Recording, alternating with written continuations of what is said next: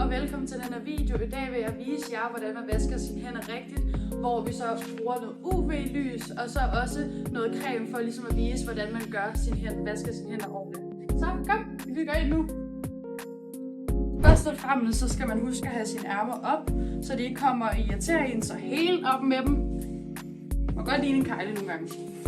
Så sætter vi det her creme på, som så aktiverer i UV-lysen, som så kan vise os alle bakterierne. Så det er ligesom en form for bakterier, vi får, hvor at creme så viser, at det er bakterier, vi skal have af hænderne, når vi har været ude på toilettet, eller skal til at lave noget mad, så har man jo også en masse bakterier på sine hænder. Så hvis man er det godt ud af det her creme og på håndledene, fordi det kan man også risikere at få det helt herop, jeg skal rigtig grundigt. Og så vil jeg vise jer, når det lyser, så jeg slukker for lyset og tænder for UV'en. Og så kan I se, at det her ligesom skal forestille sig at være, bakterier, som I også kan se her rundt på håndvasken, så der er en masse bakterier. Så vi skal huske at vaske vores hænder rigtig godt. Og så vi starter med at løfte op her, tænde på vandet, så vasker vi lige først vores hænder med noget vand. Så putter vi sæbe på, en masse godt lag sæbe. Vi vasker rigtig grundigt, og vi gør det et helt minut. Og grunden til, at vi gør det et helt minut, det er for at være sikker på, at vi kommer igennem det hele. Så husk jeres neglefond, husk jeres tommelfinger, husk at rundt. Husk sådan her, fordi det glemmer man også nogle gange, og sådan her.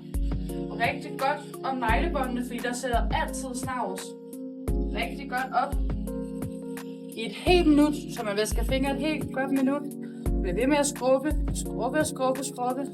Og I kan også godt se al hygiejnen og alt det klamme, det ligesom kommer ud på håndvasken. Så skyller vi vores hænder. Og hvis man nu ikke føler, at man har gjort det godt nok, kan man altid for en sikkerheds skyld lige tage en gang mere. For at være 100% på det. Når vi så arbejder med børn, så gør vi det måske kun lige én gang. Men vi sikrer i hvert fald, at børn de får lov til at gøre det rigtig grundigt første gang. Så det er bare lige for at være sikker på, at man får det hele af.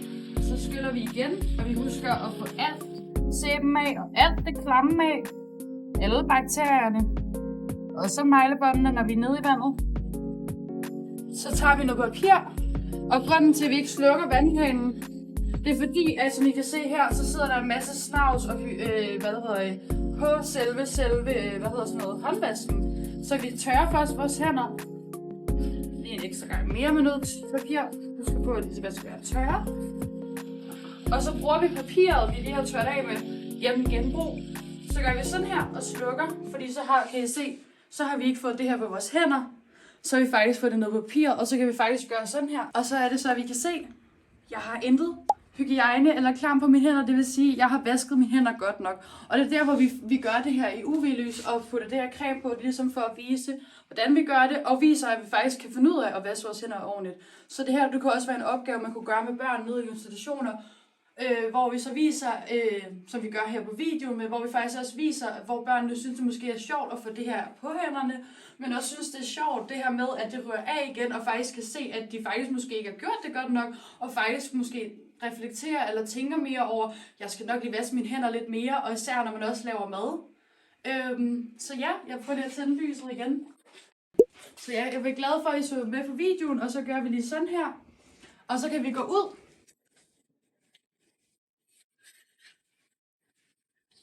Og så er vi helt rene.